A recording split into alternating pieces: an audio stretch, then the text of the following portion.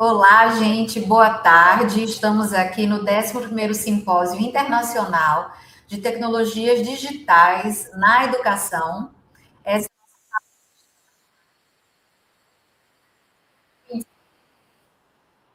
Estamos aqui com o palestrante, professor, mestre Jean Monteiro.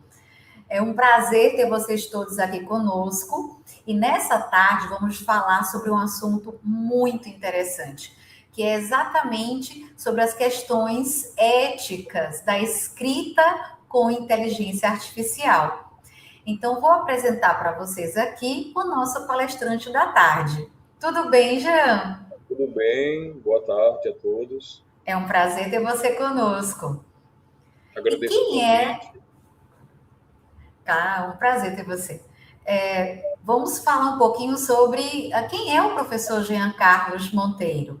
Ele é doutorando e mestre em Cultura e Sociedade pela Universidade Federal do Maranhão, especialista em comunicação, em cultura, em tecnologia pela Faculdade Venda Nova do Imigrante.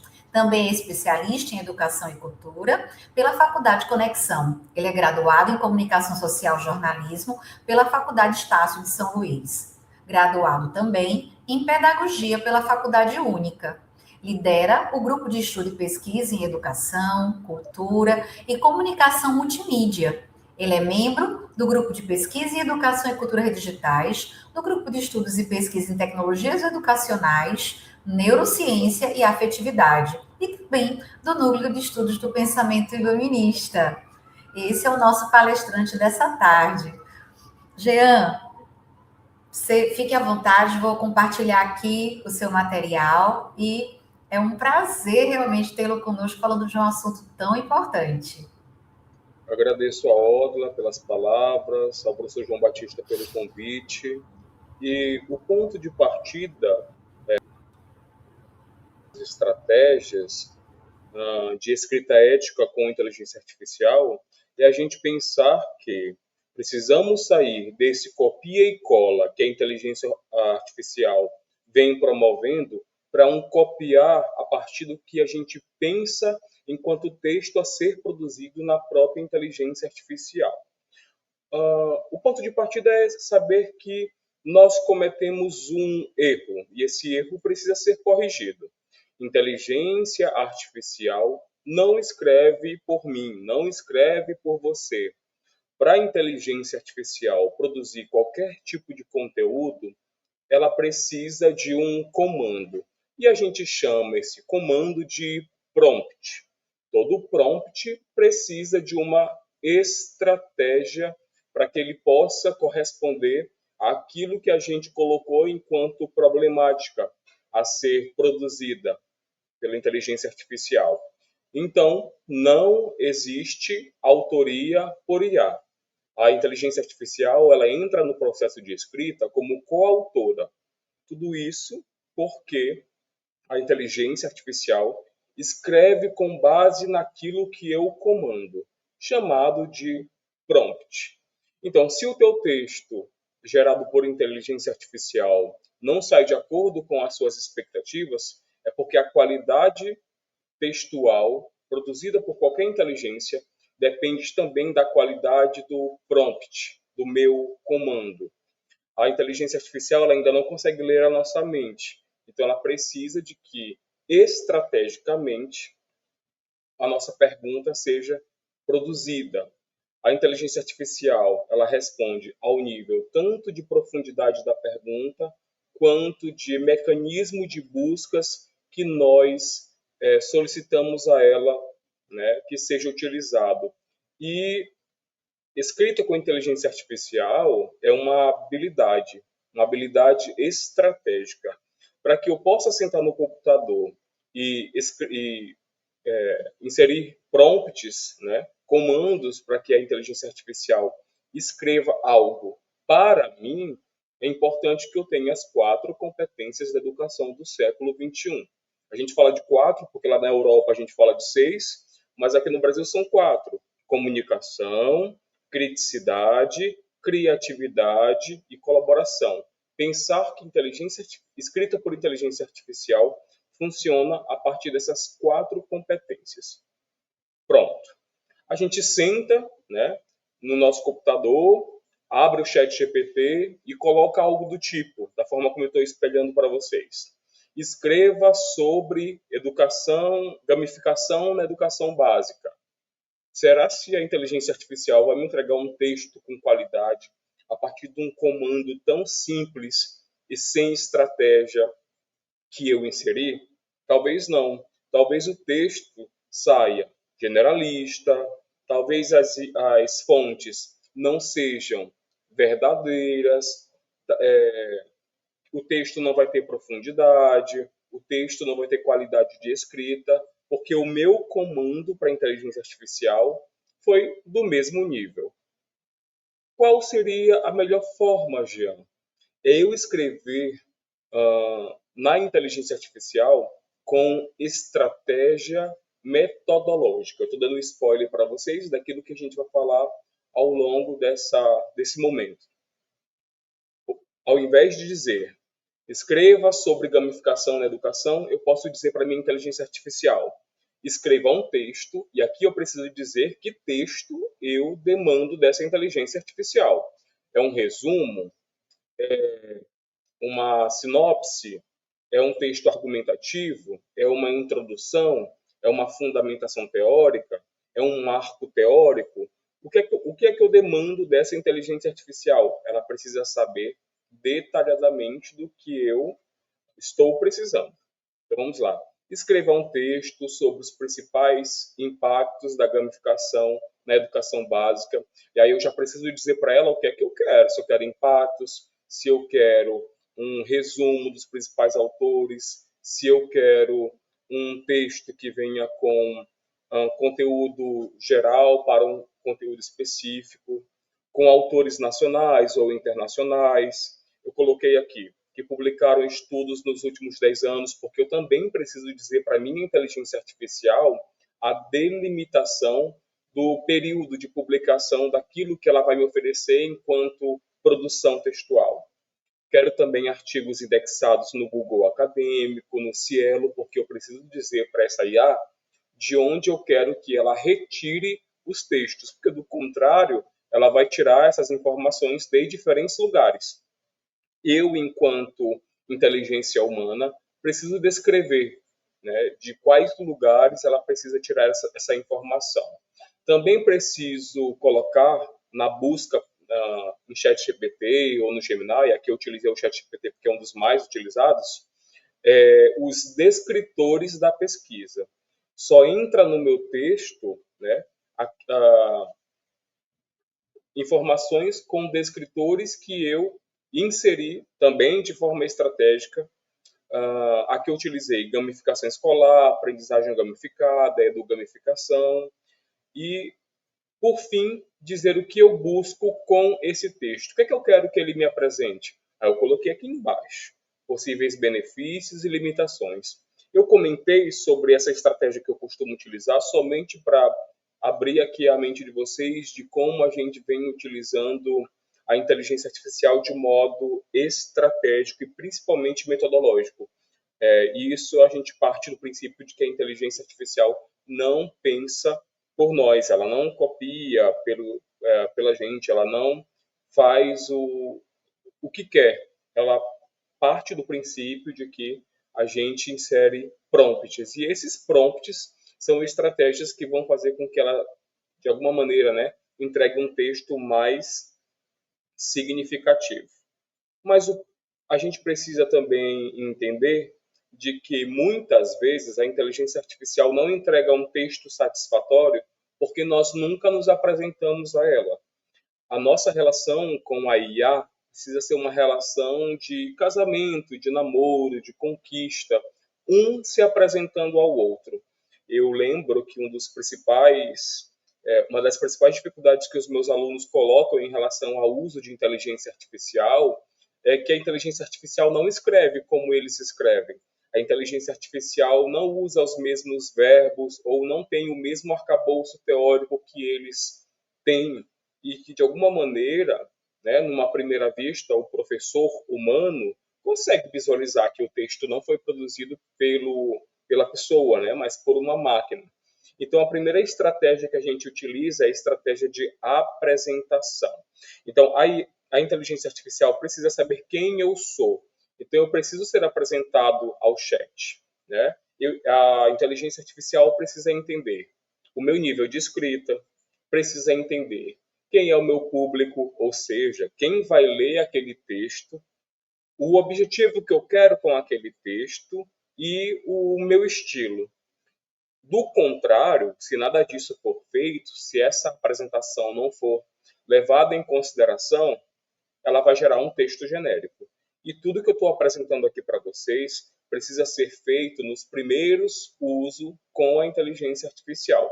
Então, se você já tem uma inteligência artificial, mas ela não corresponde textualmente às suas necessidades, é importante que você faça uma outra conta.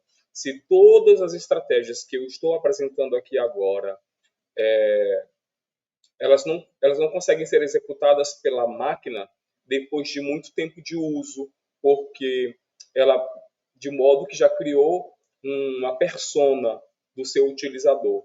Então você vai fazer o quê? A partir dessas estratégias que eu estou dando, criar uma nova conta e a partir utilizando como estratégia esse primeiro passo, que é se apresentar à inteligência artificial.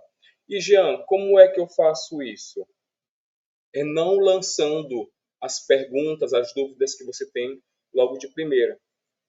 A partir do momento que você faz qualquer tipo de solicitação ao ChatGPT, por exemplo, ele vai agir de modo generalista com você. Porque, de alguma maneira, nós também vamos ao encontro dessas inteligências, né, com perguntas ou com questões generalistas. Muitos de vocês utilizam a inteligência artificial, escreva em linguagem formal, objetiva e argumentativa. Evite clichês e generalizações. De alguma maneira, essas características ainda vão aparecer no texto, porque a inteligência artificial não conhece você. Então, o primeiro passo para a inteligência artificial me conhecer é eu fazer upload de todas as minhas pesquisas.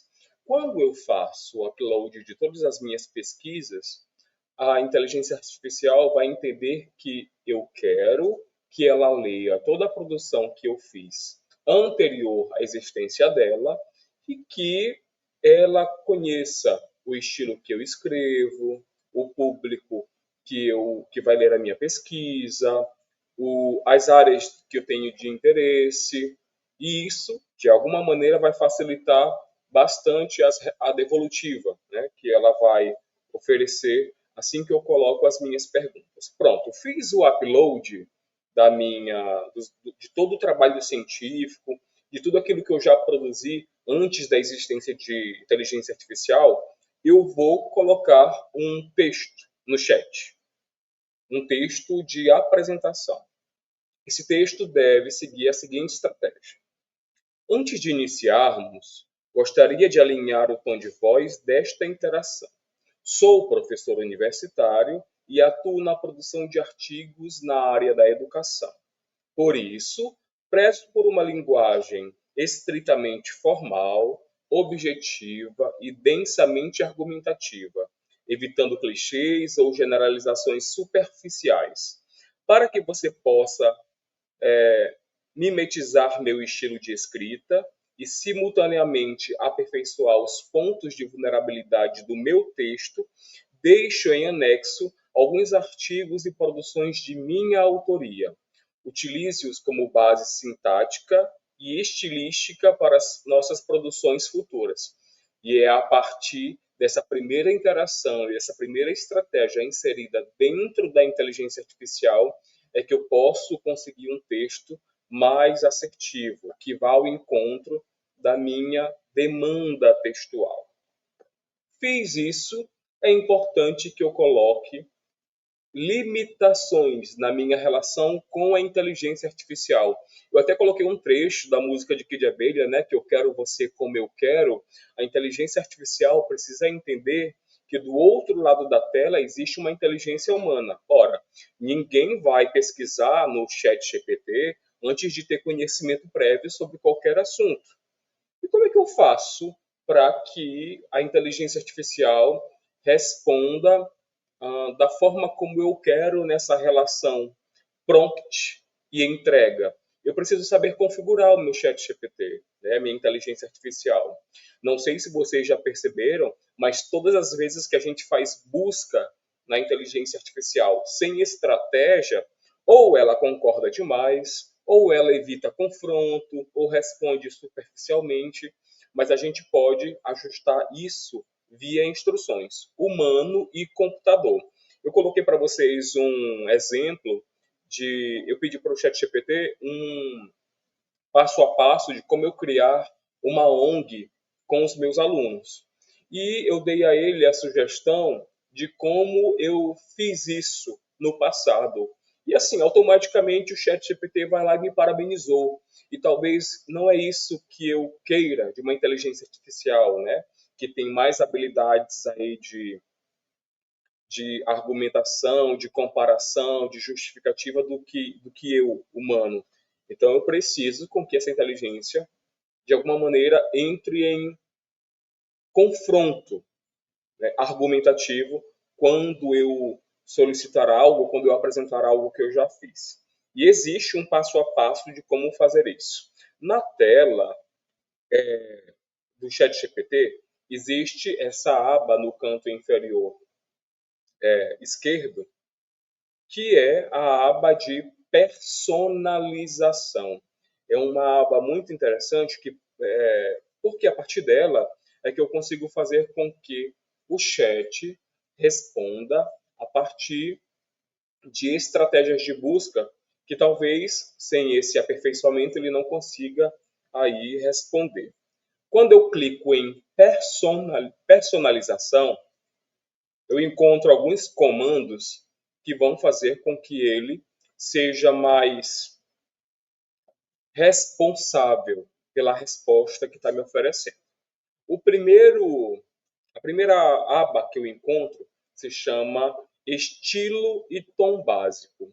E eu preciso dizer ao ChatGPT, a minha inteligência artificial, como eu quero que ele responda.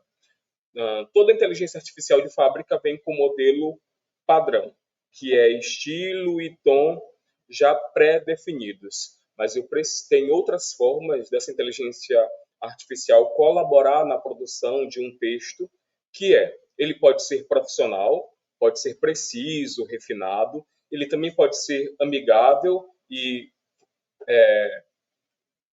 ler os meus comandos de uma forma acolhedora, falante, ele pode ser franco, ele pode ser diferentão, como o próprio ChatGPT coloca, ele pode ser mais eficiente, ele pode ser nerd, ele pode ser cínico. Sou eu quem escolho o estilo e o tom de como o ChatGPT vai falar comigo. E aí o que é que eu faço? Eu posso colocar que ele me responda de uma maneira profissional, que as respostas entregues pela inteligência artificial sejam de maneira precisa e também de maneira refinada.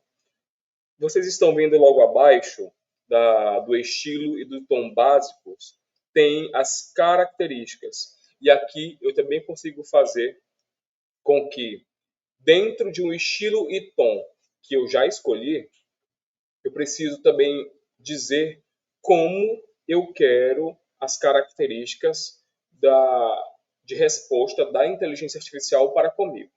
Então, eu quero uma inteligência artificial que seja acolhedora, eu coloco padrão.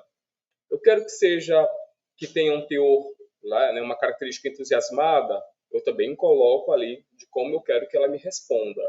Eu quero que ela coloque listas e cabeçalhos, eu quero que me entregue as respostas com emoji. Se eu não quero listas nem cabeçalhos, ou se eu não quero emoji, eu vou retirando. Abaixo, nós temos o que a gente chama de instruções personalizadas. E é aqui que eu coloco estrategicamente e com ética o que a inteligência artificial vai me entregar. Existe um texto padrão para isso e eu posso passar depois para vocês, mas eu vou ler aqui. Instruções personalizadas, que eu coloquei para o ChatGPT ser mais parecido comigo e menos máquina, né?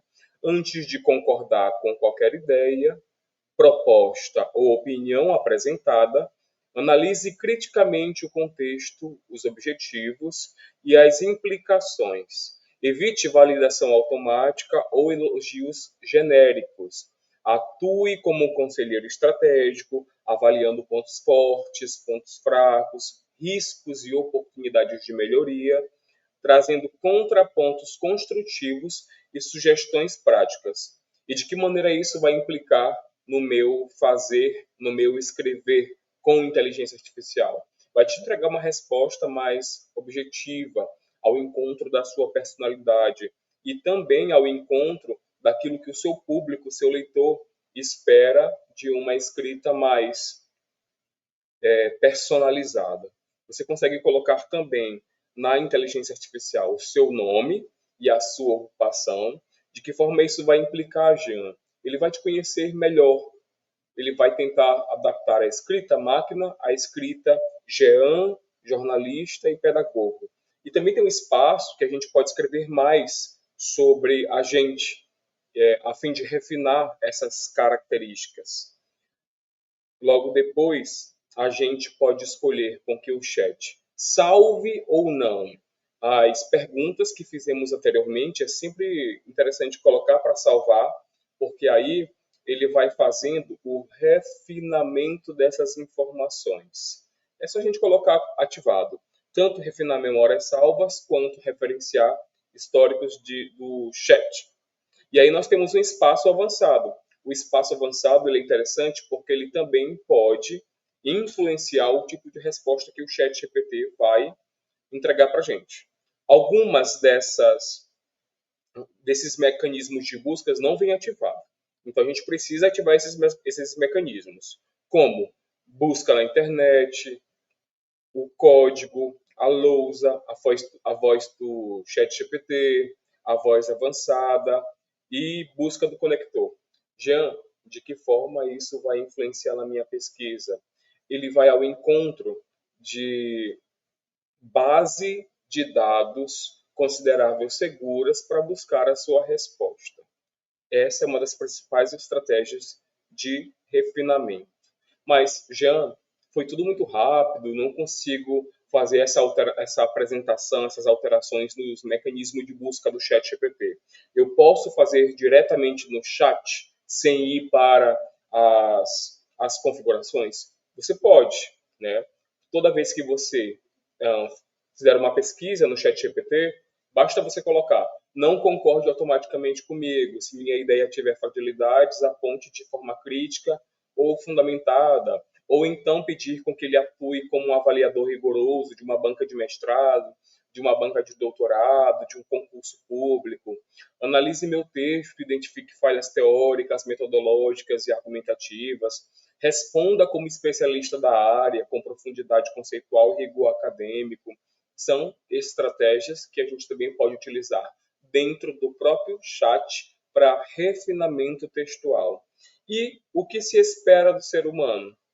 A gente acredita que o maior problema não está na inteligência artificial. O problema está na pergunta, né? Quem pergunta mal recebe uma resposta rasa. Muitas pessoas dizem quando eu falo sobre inteligência artificial, de que a IA não entregou uma resposta satisfatória, né? Mas eu sempre investigo como foi que você responde, como foi que você perguntou para o ChatGPT? Qual foi o mecanismo de busca? Qual foi a estratégia? Como assim estratégia? Tem a forma certa de perguntar? E eu sempre digo, perguntar por uma inteligência artificial exige competências do ser humano.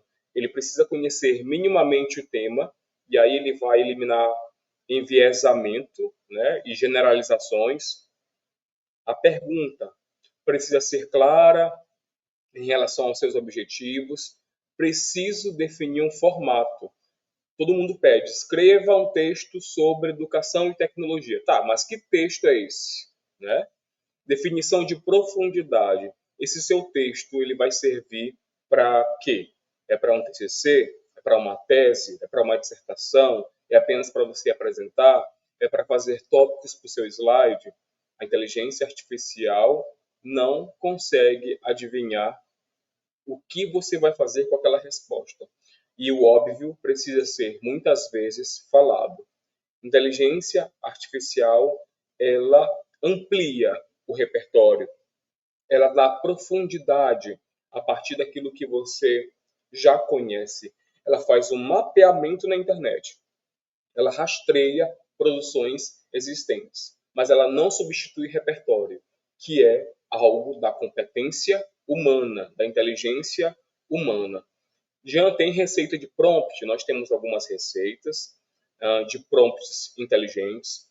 Por exemplo, todas as vezes que você for fazer alguma pergunta para o ChatGPT ou para o Gemini, tem algumas características que não podem faltar. Você precisa apresentar um contexto, você precisa apresentar um objetivo, o público que vai ler aquele texto, o formato, se ele é argumentativo, se ele é descritivo, se ele é uma introdução, se ele é uma fundamentação teórica, o nível de profundidade desse texto, as restrições, aquilo que você não quer que apareça, como também aquilo que você quer que apareça. A gente chama isso de descritores de inclusão e de exclusão. E aí eu pergunto, isso faz a gente lembrar de algo muito interessante no processo de produção de uma pesquisa científica, que é a metodologia. Aí, digamos que você não participou de uma formação como esta e vai lá para o chat GPT. Escreva uma introdução sobre... mas você não teve... A sua pergunta ela não foi escrita com refinamento. Né? Mas veja como fica uma pergunta com estratégia na inteligência artificial. Escreva a introdução de um artigo científico sobre gamificação no turismo cultural. O texto deve ter 3 parágrafos, com linguagem formal, incluir problema de pesquisa, justificativa social e lacuna científica. Evite frases genéricas e não use citações fictícias.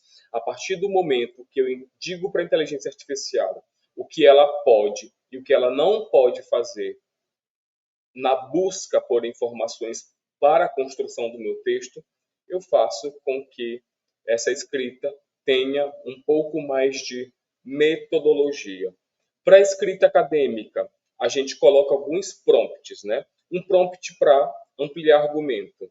Eu escrevo a minha pergunta ou escrevo parte do meu texto e digo para a inteligência artificial: aprofunde teoricamente esse parágrafo, incluindo conceitos e possíveis autores da área. Um prompt para densidade de conceito. Eu escrevo, coloco o meu texto, né, o texto que eu já escrevi na inteligência artificial, e coloco. Reescreva com maior densidade argumentativa e menos adjetivos. A inteligência artificial também pode fazer isso. Para eliminar a superficialidade, a gente utiliza bastante isso. Retire generalizações e torne o texto mais específico e fundamentado. Outro prompt, que é o prompt para problematização. Transforme esse texto em uma problematização acadêmica. Essas estratégias podem fazer com que o seu texto apareça de uma forma mais delineada, mais humana, mais pensada, para que você saia dessa relação copia e cola e vá para uma relação pensar, mas um copiar a partir daquilo que você pensa, a partir de estratégia. Prompts para refinamento de texto, para clareza, reescreva com maior coesão e fluidez. Para sofisticação, eleve o nível lexical sem comprometer a clareza. Para objetividade, reduza 30% do texto, mantendo as ideias principais. Para eliminar a linguagem de IA, né? Retire expressões típicas de textos gerados por inteligência artificial e torne a escrita mais autoral. E todo prompt, esses prompts que eu dei para vocês, eles precisam ser catequizados. Eu preciso ensinar o ChatGPT, o Gemini, entre outras inteligências artificiais, a funcionar por camadas. Como é que isso funciona, Jean? A técnica de prompts por camadas. Bom, a partir do momento que eu peço para a inteligência artificial muitos comandos, ela talvez não consiga responder com o maior, né, probabilidade de clareza possível. Então, eu preciso com que a inteligência me responda por camadas. Como é que eu faço isso? Primeiro, eu peço com que ela gere uma estrutura textual daquilo que a minha escrita precisa conter. Depois, eu peço com que ela aprofunde o texto entregue por ela mesma. Numa terceira etapa, eu peço para ela refinar toda a estrutura de escrita. Depois peço para problematizar e, por fim, sintetizar. Se eu consigo empregar esse tipo de técnica de prompt por camadas, a escrita final ela vai corresponder a características humanas, ela vai responder a características metodológicas e, principalmente, ética, porque eu vou conseguir identificar de onde cada informação foi retirada, analisada e colocada no texto. Muitos vão no ChatGPT e colocam, crie um esboço em tópicos sobre o tema X. Desenvolva o tópico 2 com maior profundidade. Tudo isso é estratégia por camadas. Transforme em linguagem acadêmica formal. Aponte possíveis críticas ao argumento apresentado. E lembrar que inteligência artificial não é autora. A gente não pode pensar em IA como produtora de texto. Ela só funciona se alguém colocar prompt, se alguém colocar uma estratégia, se alguém perguntar alguma coisa. Mas não é só utilizar a inteligência artificial por usar. A gente consegue utilizar esse mecanismo como coautora crítica. Então, todas as vezes que a gente escreve alguma coisa, ou que a própria inteligência artificial escreva, eu preciso pedir para ela, pare e identifique lacunas. Simule, avalie o texto como um avaliador, como um orientador. Questione a coerência textual. Sugira contra-argumentos. O texto entregue por uma inteligência artificial, ele também precisa passar pela competência humana.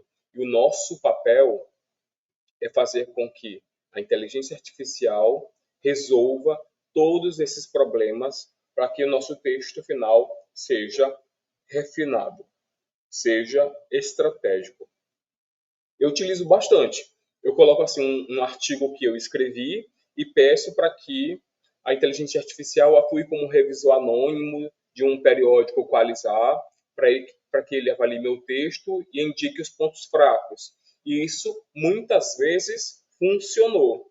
Eu peço com que ele liste possíveis objetivos que um avaliador poderia levantar contra a pesquisa, também funciona.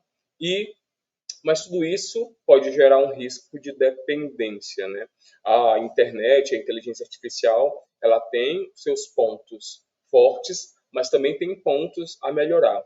A partir do momento que eu aplico essas estratégias todo o tempo, a todo momento, em toda e qualquer pesquisa, eu posso criar uma preguiça cognitiva e aí fazer com que o meu cérebro reflita sobre essas questões textuais com um pouco mais de dificuldade. Eu posso criar uma escrita padronizada e aí, de alguma maneira, isso pode se configurar como um problema. Falta de autoria. Essa falta de autoria é quando eu não entrego estratégias suficientes à inteligência artificial para que ela escreva para mim e também pode fazer com que o seu texto perca a identidade textual. Odla é professora, eu também sou professor, e a gente reconhece quando foi um aluno que escreveu aquele texto ou não.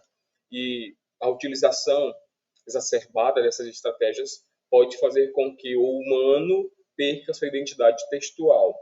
Inteligência artificial precisa ser entendido como uma ferramenta. O autor continua sendo humano. Precisamos priorizar nessa relação com a inteligência artificial a inteligência humana. E entender que escrever com inteligência artificial exige ter um repertório. E o que é que o humano precisa fazer antes de interagir com a inteligência artificial? Ler. Ler sobre o assunto, pesquisar, conhecer conceitos, conhecer autores, ter sua própria visão crítica e fazer com que a sua visão crítica entre em confronto com a visão da máquina, né? Quem não sabe o mínimo do assunto não sabe avaliar a resposta. Para que eu possa dizer que a resposta da inteligência artificial é superficial, é generalista, é muito abrangente, que ela citou autores que não tem, que não existem, né? Ou que ela citou autores que são os principais precursores daquela temática, eu preciso conhecer minimamente aquele assunto, né? E aí eu coloco o texto que eu produzi na inteligência artificial ou o próprio texto produzido por ela e peço para que ela me diga: há imprecisões conceituais nesse texto, aponte possíveis erros, né? Porque a inteligência artificial ela está de alguma maneira ali, existe uma possibilidade de erro, dela mesma errar, né? E eu, enquanto humano, preciso fazer essa qualificação textual. E o que é que eu devo fazer, Jean, antes de escrever um prompt? Eu faço sempre um checklist. Antes de fazer uma pergunta para o ChatGPT ou para qualquer outra inteligência artificial, eu mesmo me pergunto: eu dei o contexto suficiente? Eu defini o meu público? Eu especifiquei o formato? Eu indiquei o nível de profundidade? Pedi uma análise crítica? Porque se eu não apresentei o contexto de escrita, né, da escrita que eu quero, a resposta vai ser superficial. Se eu não definir o público, pode ser que a linguagem seja muito formal ou demasiadamente informal. Se eu não expliquei o formato, pode ser com que a inteligência artificial me entregue um texto e eu pegar esse texto e colocar na introdução de um artigo meu, sendo que em nenhum momento eu disse a ela que o texto a ser produzido deveria ser uma introdução com tema principal, tema especificado, objetivo, problema e metodologia. Eu não disse. Se eu não falar o nível de profundidade desse texto, a entrega da inteligência artificial pode ser também muito generalista. Se eu não pedir com que a escrita tenha uma análise crítica das informações da internet, ela pode me entregar qualquer coisa. E aí a gente não pode esquecer, para finalizar a minha fala, do Pierre Levy. Pierre Levy fala sobre inteligência coletiva, que cada um de nós, de alguma maneira, tem uma inteligência que, somada a outra, se torna uma inteligência ainda maior, mas ainda não finalizada, né? Dentro da tecnologia, a gente chama de inteligência estruturada. Escrever com inteligência artificial não é sobre manuseio com tecnologia, não é só sobre isso. É sobre estratégia cognitiva. Eu pergunto, eu digo como, eu crio estratégias, eu monto uma metodologia para que a IA possa me responder de forma significativa. Quem domina esses prompts consegue pensar melhor, escrever melhor, pesquisar melhor, porque em nenhum momento a inteligência artificial vai substituir a inteligência humana. Ela vai apenas ampliar. Quem quiser me seguir nas redes sociais é @JeanSMonteiro. Eu sempre coloco por lá algumas publicações sobre inteligência artificial, tecnologia, cultura e educação. Eu passo a palavra para Odla. Jean, que explanação clara, né, gente? Eu estava aqui lendo nos comentários, o pessoal elogiando muito a forma como você explicou sobre um assunto que muitas vezes nos parece algo inexplicável, né? Vou lá, escrevo, faço uma pergunta e eu recebo uma resposta que, como você mesmo bem falou, a gente não pode confiar nessa resposta 100%, né? E a gente tem que preparar, e esse preparo todo, ele vem exatamente da nossa inteligência, que não é artificial, né? Isso é maravilhoso. Eu queria, né, te pedir, primeira coisa, as pessoas estão escrevendo aqui, se você vai compartilhar os seus slides com eles. Você vai poder compartilhar? Eu vou poder compartilhar esses slides, que são estratégias de prompts, eu fiz com professores da Universidade Estadual da Paraíba, porque lá se tinha um pouco de medo de como utilizar inteligência artificial. Isso porque os alunos sempre colocavam perguntas generalistas nos comandos, né? E os professores sempre encontravam erros. Então, nós montamos uma lista de estratégias de como perguntar para a inteligência artificial para que ela possa entregar uma resposta metodológica, estratégica e ética. Posso Perfeito. compartilhar sim. Ah, então aí não sei se você pode compartilhar o teu link do Drive, se for o caso eu coloco para você lá no chat, tá bom? Certo. Tem assim, ó, uma pergunta da Eliane Terra, ela colocou, precisamos ainda do raciocínio humano produzindo a coerência na pergunta dentro daquele tema, né, do tema específico, seria isso? O humano precisa dominar o tema. Sem o humano à frente, sem o humano sem conhecimento do tema, sem o humano pensando sobre estratégias, a inteligência entrega qualquer coisa. Há quem diga que o refinamento ainda é nosso. A inteligência artificial consegue fazer um monte de coisa. Comparação, parâmetros, entrega bonito na tabela, faz implicações, mas no final, quem diz se aquilo é coerente, quem diz se aquilo vai ao encontro de um raciocínio lógico, textual, teórico, é o humano. É isso mesmo. Algo que me veio à mente, Jean, foi que eu lembro que eu peguei o iniciozinho do Google Tradutor, né? Então, era muito comum as pessoas me buscarem para escrever os abstracts do trabalho de conclusão de curso, né? Ou da dissertação, ou da tese. E eu lembro que era uma que eu pegava muita tradução. E veio o Google Tradutor. Só que eu estou falando ainda lá no iniciozinho mesmo, quando ele estava embrionário. A gente chamava ainda de a boneca, né? Como a gente falava, a boneca do texto, a boneca do livro. É como se fosse a boneca ainda do Google Tradutor. E era muito comum, eu como professora já mais experiente, encontrar, especialmente porque a língua portuguesa é uma língua muito complexa, né? Quando comparada à língua inglesa. Então, quando vinha a tradução do português para o inglês, a quantidade, né, de perda de contexto, de coerência era grande. Foi se passando, né? Os anos foram passando e o Google Tradutor aprendendo com a gente. Eu lembro que até ele perguntava, encontrou alguma incoerência, né? Help me, please. E a gente ia lá e, né, quem estava usando dava uma dica.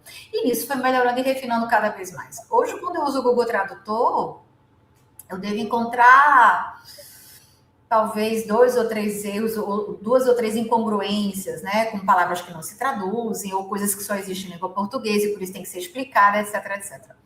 Semana passada, um dos colegas do doutorado disse assim, Odla, dá uma olhadinha aqui no que eu peguei do Google Tradutor e dá uma olhadinha aqui do que eu peguei do DeepL. Não sei se quem está aqui ouvindo a gente já usou esse tradutor maravilhoso de IA, que é o DeepL. Depois eu vou escrever aqui o nomezinho dele. E veja que coisa interessante. Li a tradução do Google Tradutor e li a tradução do DeepL. E aqui vem a inteligência humana, para a gente poder falar do que você trouxe ainda há pouco, né? A tradução do Google Tradutor, certinha, só tinha 2 errinhos de preposição, mas assim, muito tranquila de entender, mas muito objetiva, muito ao ponto, muito seca, digamos assim, né? Quando eu fui ler a tradução do DeepL, é totalmente diferente. Era uma tradução mais interessante, um texto que, né, dava assim uma, especialmente no resumo, né? A gente quer que a pessoa leia o resumo e queira ler o trabalho inteiro. Então, eu disse assim, olha só, se eu fosse só pensar no Google Tradutor e eu não conhecesse da língua, se eu não conhecesse a língua inglesa, eu optaria pelo Google Tradutor direto. E conversando com esse colega, eu falei, olha, no DeepL, eu trocaria só 2 palavras que não se traduzem, né? São palavras que a gente não tem como traduzir, por isso elas são explicadas, ou mantidas em português e itálico, mas a tradução do DeepL está muito melhor. E ele perguntou, por que está muito melhor? O que faz você optar por essa tradução? E eu expliquei o porquê. Mas isso tudo, né, Jean, é uma visão humana. É uma visão humana. E essa coerência só vem porque a gente vê essa resposta recebida, né, pela IA, e a gente pode analisá-la criticamente. E isso nunca vai ser perdido, né? Então, assim, essa tua fala é muito verdadeira, muito rica. Fico muito feliz, né? E também concordo muito com você. Tem outra Um pergunta para colega, você. um colega de trabalho, Odra, pediu para o ChatGPT fazer um comparativo. Foi. E aí eu não concordei. E ele disse, por que não concordou? Eu disse, porque a inteligência, ela funciona de modo a ser objetiva e literal. E eu, o humano, tenho um plano A, um plano B e um plano C, que é totalmente incoerente e totalmente fora de uma perspectiva mais literal. Então, eu ainda penso mais que a inteligência. Então, eu posso estruturá-la, eu posso fazer com que ela pense comigo e não para mim. E não É por mim, diferente. perfeito. E na verdade, quando a gente, quem já leu os livros de Edgar Morin, né, a gente não tem como pensar nesse conhecimento todo dentro de compartimentos, né? O pensamento humano é um pensamento muito complexo na questão da criticidade, da adaptabilidade, do plano A, do plano B, do plano C, do plano D. E agora o que é que eu faço, né? Então, que felicidade que a gente teve o Edgar Morin para mostrar para a gente há muito tempo, né? Que a Sim. gente precisa trabalhar esse pensamento complexo, porque as coisas que acontecem no mundo não são simples. Eu não posso ter respostas prontas e simples para isso. Mas que bom. Olha, a Raquel, ela tem uma pergunta para você. Desculpe se já você falou sobre esse assunto, mas poderia dar dicas para informar o uso das IAs na escrita científica? Creio que aqui a Raquel deve se referir, Jean, àquela necessidade apresentada pela última portaria do CNPq, né? Deve ser isso, né, Raquel? Que fala para que nós, pesquisadores, apontemos, né, quais foram as ferramentas, em que fase da pesquisa utilizamos. Então, fala um pouquinho para a gente sobre esse assunto. Espera-se que nós, pesquisadores, escrevamos os nossos textos.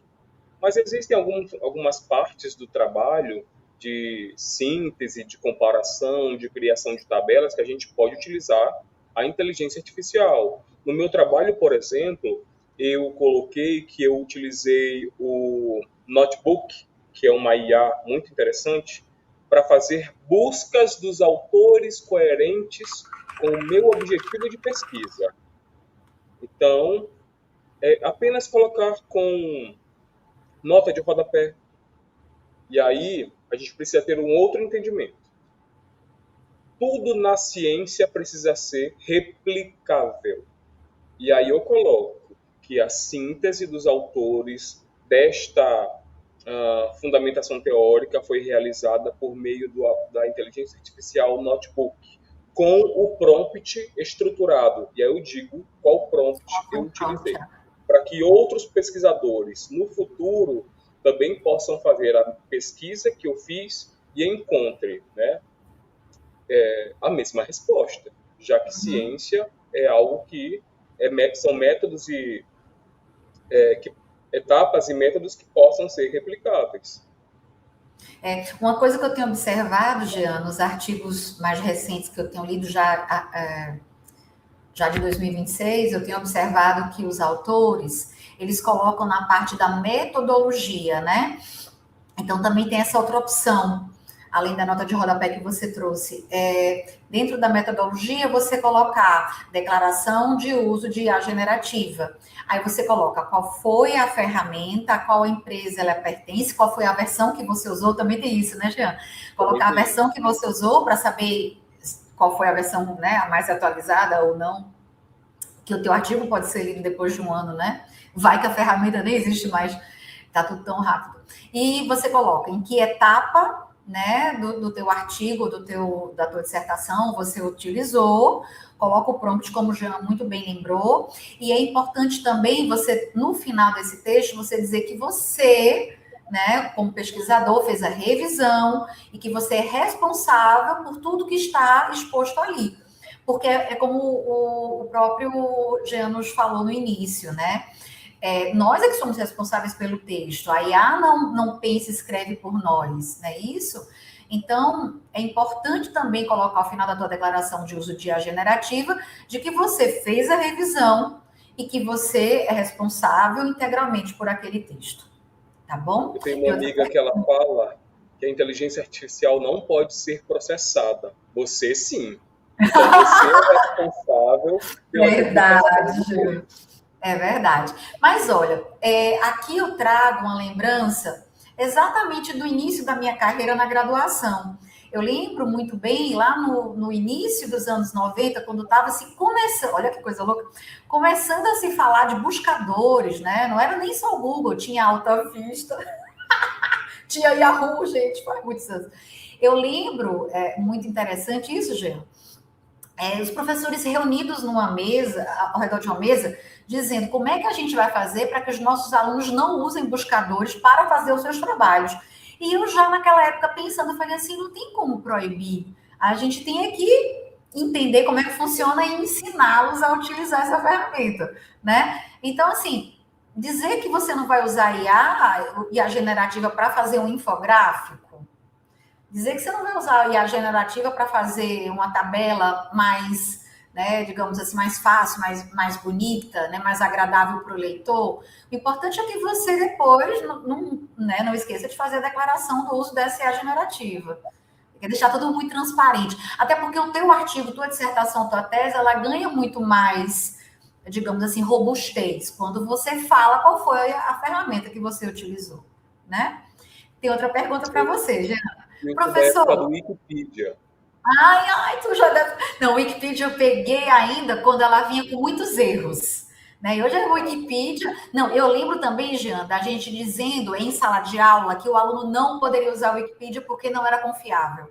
Mas eu estou falando lá no nascimento mesmo da Wikipedia, né? Web 2.0. Isso aí, muito legal. Eu vi isso tudinho nascendo. Jean, outra pergunta muito boa. Professor, como usar o notebook LM? Adoro o notebook LM. De graça. Tenho tentado, mas sem êxito. Creio eu que a Rúbia está falando, não é, Rúbia, sobre aquele pacote gratuito que foi ofertado para estudantes universitários no Brasil? Será que é esse que você está falando? Talvez seja esse. É só utilizar o e-mail institucional. Ele já, se você for, digamos assim, vinculado a alguma federal, é isso, Jean? Isso. Mas ele ainda está Precisa ter gratuito? ou algum comprovante de que você é professor ou estudante. Ele sempre vai pedir um e-mail institucional. Ele ainda está gratuito? Somente com o e-mail institucional. Ele Engraçado. oportuniza aquele pacote. Eu estou vendo aqui, já está dando uma olhadinha, era Gemini Pro o nome, não era, Jean? Isso. Porque se for o caso, já bota aqui para você o link, tá bom? Atualmente, o período promocional que oferecia o plano do Google AI para o Gemini de graça por ano para os estudantes expirou. Mas olha, tenta, tá? Tenta, vai que, né, Jean? Tenta, vai Que que. dá E certo. se não tiver disponibilizado mais gratuitamente para os alunos universitários brasileiros, é interessante também, tem alguns com o valor muito menor, por exemplo, o que faz o teu valor de mensalidade ficar alta é a quantidade que você compra de. Me ajuda, Jean, de espaço no Google Drive. Mas se você aceita um espaço menorzinho, você pode fazer o pacote do Pro, que inclui o notebook LM, que é maravilhoso, e você paga uma mensalidade pequenininha. Dá uma checada lá, tem coisa que não é tão inviável assim, não, que até de repente possa valer a pena. Não estou fazendo propaganda, mas como você gosta do notebook LM, eu acho que de repente vale a pena fazer uma E o legal assinatura. do notebook LM, o interessante sobre ele, é o próprio mecanismo. É uma Uhum. inteligência artificial que só funciona a partir do conhecimento humano. Você faz upload dos arquivos e ele lê os arquivos para referenciar o teu texto. Então, como diz uma amiga minha, ele não alucina, ele não devaneia, ele apenas, né, escreve a Ó, partir do meu comando. gente, eu sou muito fã do notebook por essa confiabilidade. Teve uma vez que eu tinha feito o upload de 5 PDFs, né? Que eram sobre a mesma temática, fui pesquisar convergência, divergência, lacunas. E eu lembro que eu fiz uma pergunta e o notebook respondeu assim: para responder essa sua pergunta, eu não tenho ainda subsídios suficientes, né? No caso, informações suficientes. Os arquivos que foram anexados não respondem a isso. Olha que maravilha. Por isso que é legal. Quem trabalha com essa questão de curadoria de informação é uma ferramenta muito boa mesmo. Eu queria só trazer essa fala aqui, viu, da Raquel também, que ela coloca para gente, sobre o Wikipedia, né, Raquel? O Wikipedia hoje é um projeto que busca muito a confiabilidade dos dados, priorizando, por exemplo, a inclusão de referências bibliográficas. Fiz um ótimo curso sobre o projeto deles. E é verdade, né, Raquel? Hoje, pelo contrário, diferente lá do início dos anos 2000, quando se desconfiava de tudo que estava na Wikipedia, digo isso como professora ainda daquela época, no iniciozinho da Wikipedia, que a gente não confiava e encontrava muito erro. Hoje a gente fala assim, não, mas peraí, eu não tenho certeza sobre isso aqui desse autor. Às vezes a gente quer pegar a biografia e vai para onde? Para a Wikipedia, né? Agora, não sei se vocês também ajudam a Wikipedia. Eles pedem muito contribuição financeira porque eles não conseguem se manter, né, gente? E o grande problema do Wikipedia é o humano, porque a informação está lá, mas existem alguns hiperlinks que são a fonte da pesquisa. Mas o que é que o humano faz? O humano não se dá o trabalho de pesquisar essas fontes. E checar, verdade. Verdade, verdadeira. Mas falando sobre uma coisa, só para poder fechar o assunto da Wikipedia, gente, vocês já devem ter recebido e-mails da Wikipedia falando que eles não conseguem se manter sozinhos, né? E na verdade, hoje, quem estudou com enciclopédia sabe a importância da enciclopédia física, né? Quem teve uma Barça, uma britânica, sabe. Então, hoje a gente tem a Wikipedia, que a gente usa quase que toda semana, né? E às vezes a doação é pequenininha, $1, $2, e isso ajuda muito, porque senão daqui a pouco a gente não vai ter mais acesso à Wikipedia. Isso é uma coisa também importante da gente trazer. Pois é. Ai, Jean, tava tão. Ai, foi maravilhoso. Muito bom mesmo, muito bom mesmo. Deixa eu só chamar aqui a nossa, para poder fazer essa mudança aqui, ó. Aqui estamos a Juliana, você está com a gente aqui, viu, Juliana? Né? Aqui é a Juliana Nogueira, nossa próxima palestrante, né? Então vou me despedindo aqui do Jean. Jean, muito obrigada, muito obrigada. Ei, não esquece de colocar aqui no link os teus slides, tá certo? Que o pessoal tá cobrando, viu? Beijo, muito obrigada e sucesso.